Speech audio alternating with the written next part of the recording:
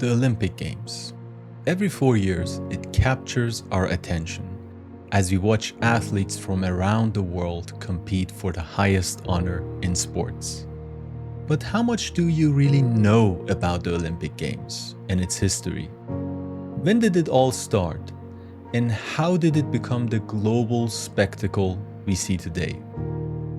In this video, we will answer these questions and much more, and explore the fascinating history of the Olympic Games. But first, hey, just a quick side note. If you are an English language learner, you can watch this video on ESLSherpa.com. When you watch the video there, you can see special subtitles and click on any word you want so you can see the meaning, examples for the word, and its translation. And there are many more features that will help you improve your English while you're watching my videos. So please give it a try. It's completely free and incredibly useful. I promise you will love it. Now, back to the video. Okay, let's talk about the origins of the Olympic Games. Based on historical evidence, the first ever Olympic event was held in Greece in 776 BC. The event was held at Olympia and was part of a religious festival in honor of Zeus, the father of Greek gods. At the time, it only involved one competition.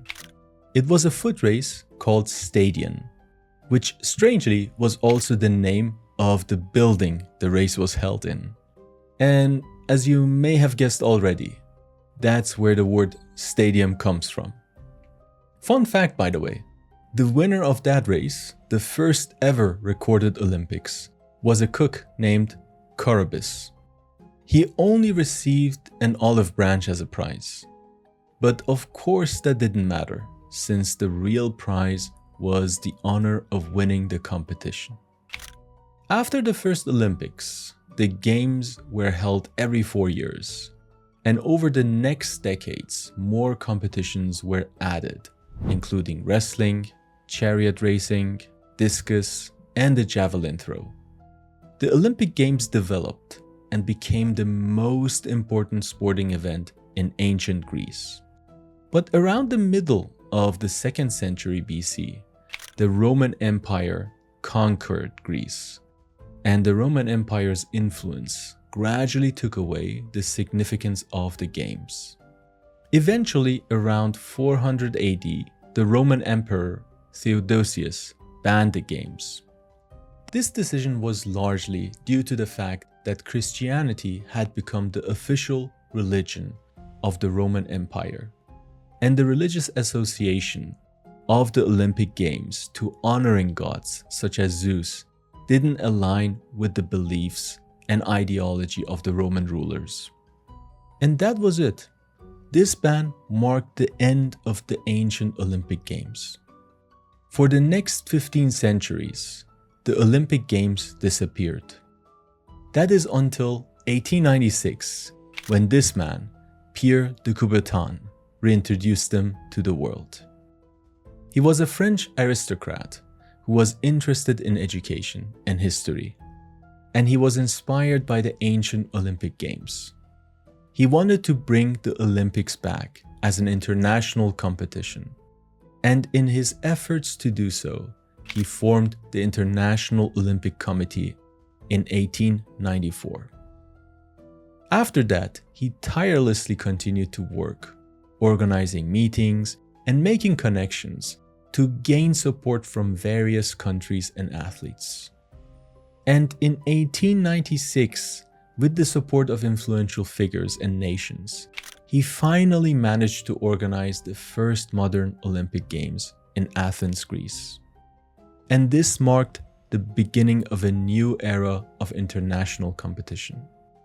The 1896 Olympic Games were much smaller in scale than the Olympic Games we watch today.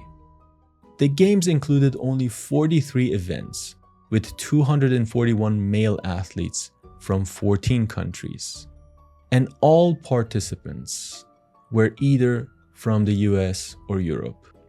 To put that in perspective, The 2024 Paris Olympics features 10,714 athletes from 204 countries and a total of 329 events. By the way, another fun fact here. Did you know that there were no gold medals at the 1896 Athens Olympics? Yes, that's true. Back then, winners got silver medals, and those who came in second received bronze. It wasn't until the 1904 St. Louis Olympics, 8 years later, that gold medals became the top prize.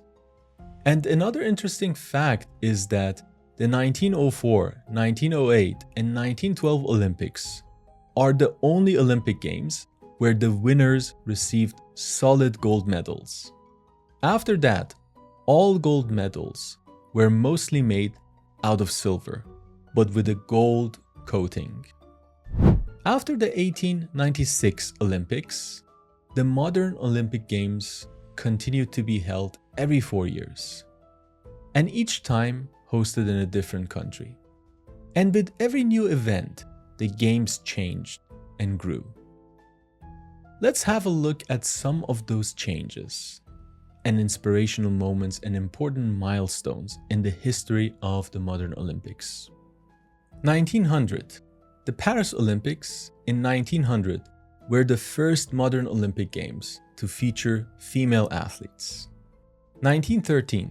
In 1913, Pierre de Coubertin designed the iconic Olympic symbol that we know today, the 5 interlocking colored rings that represent the continents.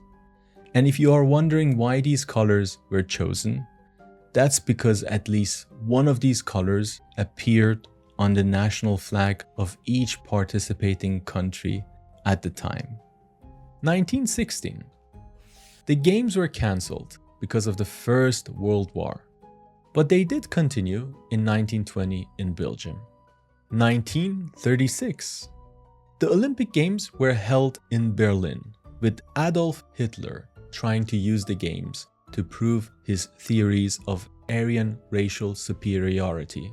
This was an attempt that somewhat backfired when African-American sprinter and long jumper Jesse Owens became the most successful athlete of the Games by winning 4 gold medals in track and field.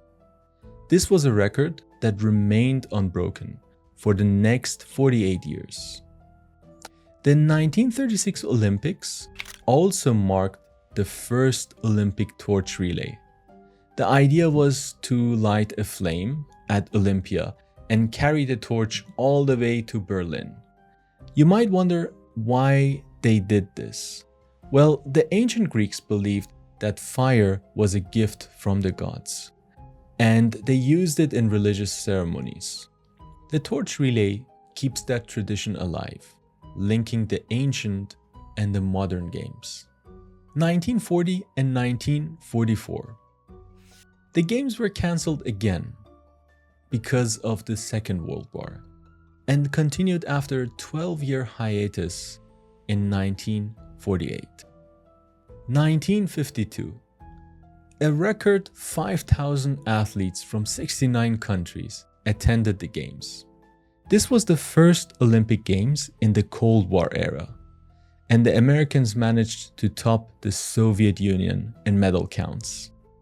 And 1960.